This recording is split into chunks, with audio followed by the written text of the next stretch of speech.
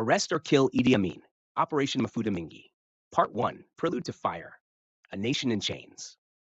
Uganda in the 1970s was a country breathing heavily under the suffocating weight of a man who ruled not as a servant of the people, but as their tormentor. Idi Amin Dada, the self-proclaimed conqueror of the British Empire, sat on his throne with bloodied hands and a smile that masked terror. To the world, he was a flamboyant dictator, famous for outrageous speeches, bizarre claims of power, and staged photographs of himself standing proudly with his medals.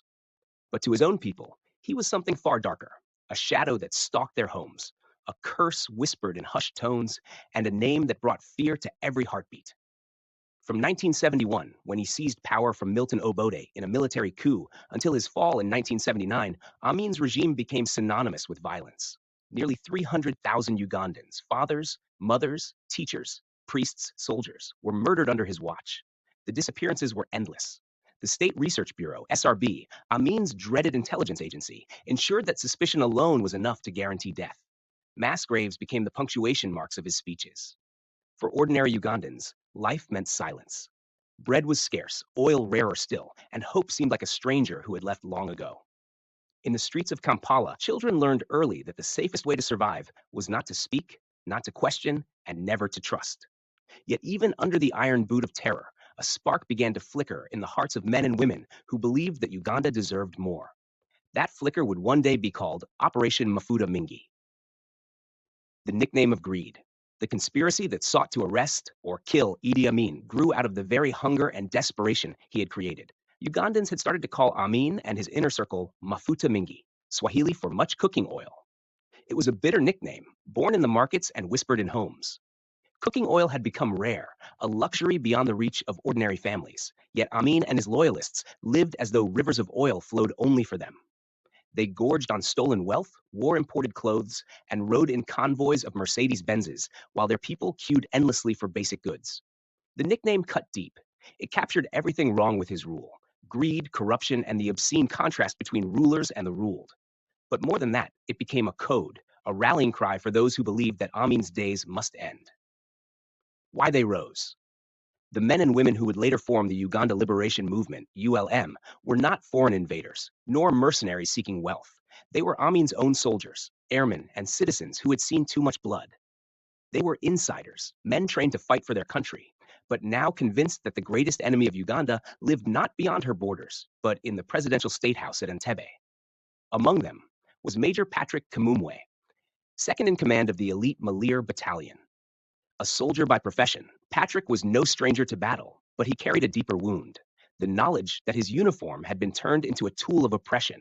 His younger brother, Captain Wilson Willie Kimumwe, served in the Uganda Air Force, as did other key conspirators such as Major Anthony Bazalaki and Lieutenant Sylvester Mutumba.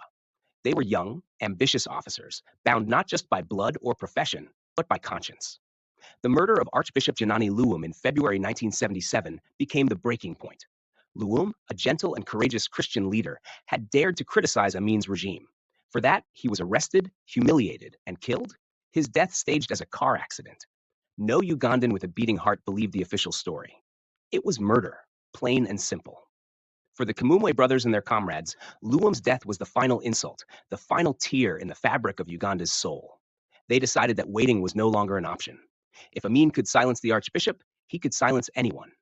The choice was simple, though dangerous: act or watch their country bleed to death. The gathering of courage. By mid-1976, secret meetings began in whispered tones and shadowed rooms. The Uganda Liberation Movement was born, and its ranks slowly filled. Soldiers who had seen their comrades disappear, airmen disgusted by Amin's indulgence, and even small business owners, those who hid weapons in their shops and risked everything, joined in the plot.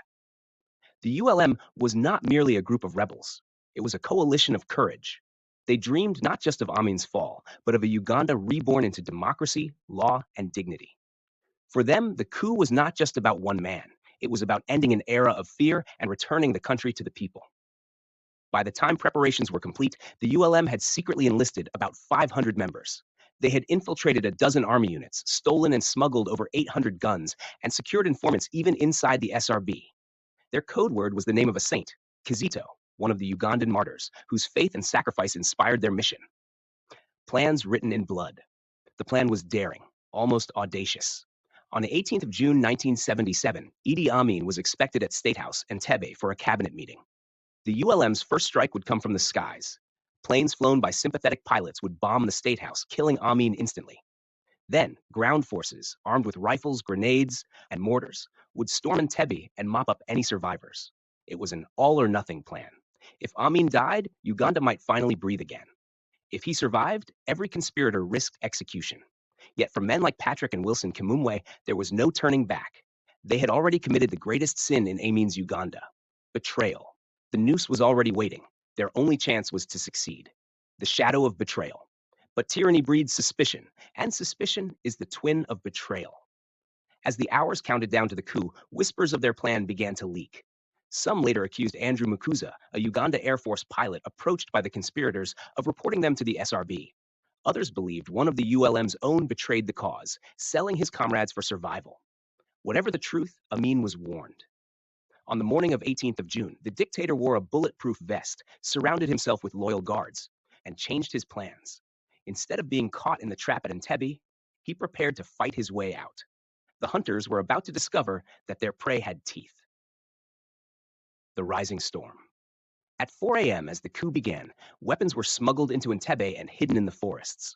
Soldiers whispered prayers as they loaded their rifles. Pilots checked the skies, waiting for the order to strike. The sun rose slowly over Lake Victoria, but in the hearts of the conspirators, a storm was already raging. By mid-morning, the word came: Amin knows. Still, there was no turning back. To retreat now was to invite certain death. The ULM moved forward, hearts pounding, eyes fixed on the dream of a free Uganda. Somewhere in the chaos of that morning, a question burned in every heart. Would they arrest Idi Amin, or would they kill him before he killed them all? 2. Coup, blood, and legacy. The coup attempt. The morning of 18th of June 1977 was supposed to be the day Uganda awoke to freedom. Instead, it became the day that revealed just how slippery, brutal, and cunning Idi Amin truly was. As the coup plotters armed themselves in the forests of Entebbe, their plan was already unraveling. Amin's intelligence network, soaked in fear and bribery, had tipped him off. Some say betrayal came from Andrew Mukuza, a pilot who refused to join the plan. Others believe one of the conspirators themselves had broken under the weight of dread. Whatever the truth, the outcome was the same. Amin was ready. Instead of walking into the fire, he turned the battlefield into a trap of his own making. Wearing a bulletproof vest, surrounded by bodyguards, he prepared his convoy to leave Entebbe for Kampala. But fate was cruel that day. His convoy and the coup plotters collided head-on at Babiri, outside Entebbe. The clash at Babiri. Imagine the scene. Morning sunlight flickering through the trees, dust rising as Amin's convoy speeds forward, engines roaring. Suddenly, from the shadows, gunfire erupts. Bullets rattle against metal, grenades explode, smoke fills the air. The coup plotters, hidden in the bush, unleash everything they have.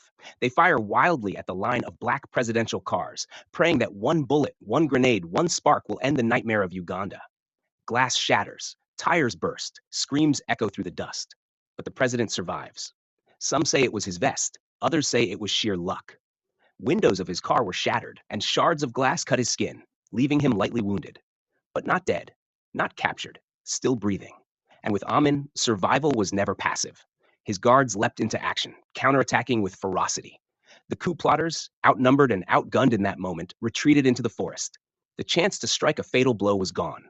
In that clash, Operation MAFUTA MINGI began to collapse. The Great Escape and Broken Chains. Some conspirators still tried to salvage the mission. Major Patrick Kimumwe was quickly arrested before he could escape. Lieutenant Sylvester Mutumba also fell into the net of Amin's forces, but others managed to break free. Captain Wilson Kimumwe, Patrick's brother, led a desperate escape. With a handful of soldiers, civilians, and stolen weapons, he sped toward the Kenyan border. Grenades, rifles, even an RPG sat crammed into their car as they crossed roadblocks with nerves of steel. By sheer luck, or divine providence, they reached Bulega, Kenya, and surrendered to Kenyan authorities. Another group, civilians tied to the movement, crossed into Busia, Kenya the same day. They too escaped Amin's claws, though their weapons were confiscated. For the rest, capture was merciless.